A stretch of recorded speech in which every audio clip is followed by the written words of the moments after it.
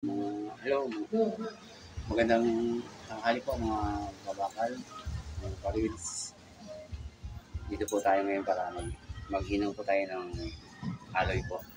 So, makapal po ito, aloy. Pagdudugtungin po natin itong dalawa. Ito po, joining aloy to aloy po. Sige po, isang ko na po.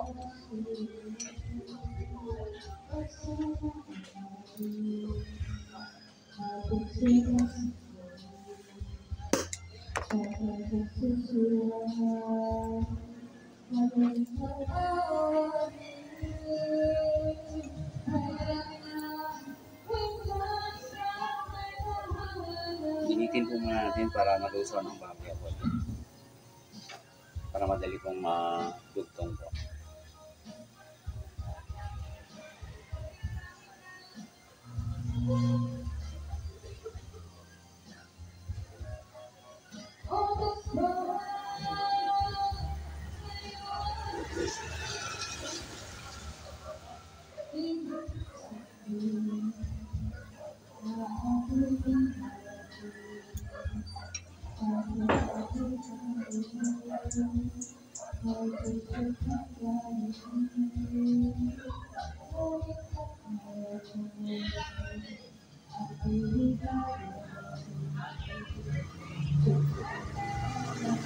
Kita po natin nag-melt na po ito.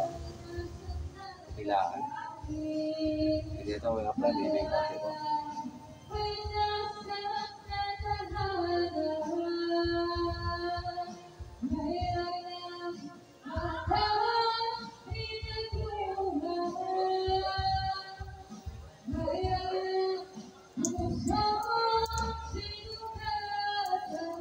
Yun po, tuloy-tuloy na po ito. Yun po, kumapit na po. Medyo kahigil lang muna natin ng konti ha.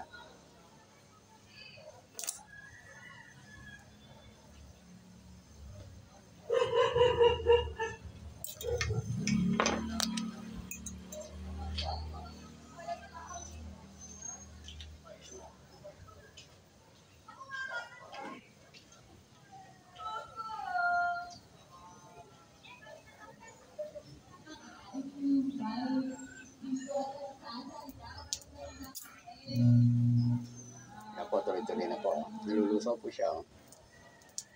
Yun po mga kabakal. Kita po nyo kung paano po siya nag-melt.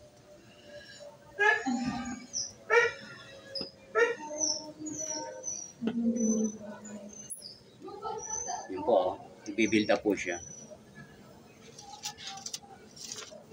Wawali ako ng isang aloy rod para ituloy ko.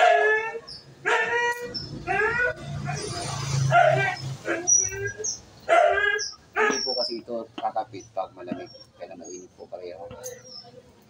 Sama na po ang preheat.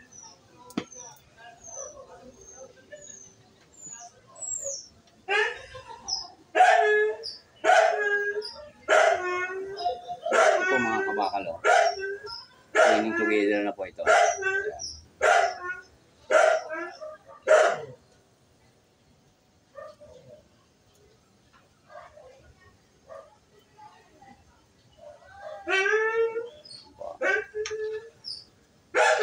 Iikot ko po para ma-pipid yung kabila.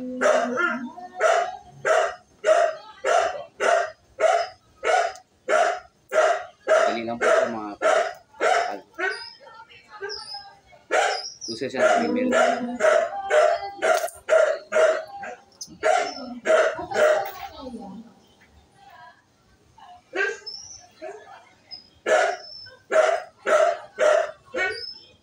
Pwede ko natin kahigin ng konti po.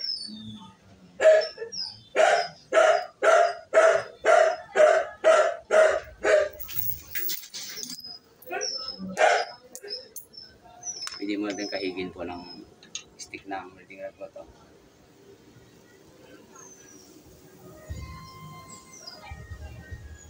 Sulit na po ito mga kabakal.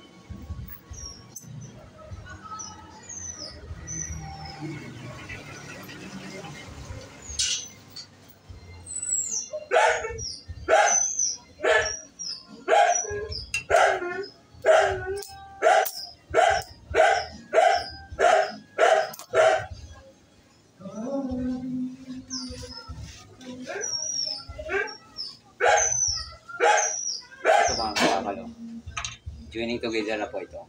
Yan po. Tapos pagkatapos mo ito, pwede po ito i-grind.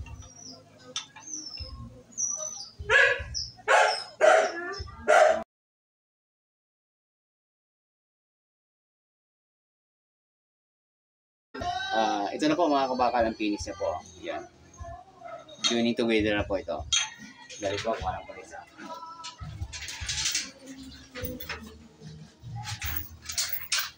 Ito na po. Yan.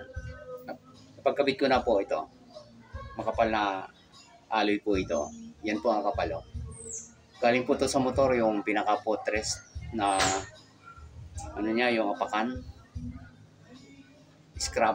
Scrap metals po ito, kaya ginawa ko itong pinaka-sample para magpag-welding po ako ng ano.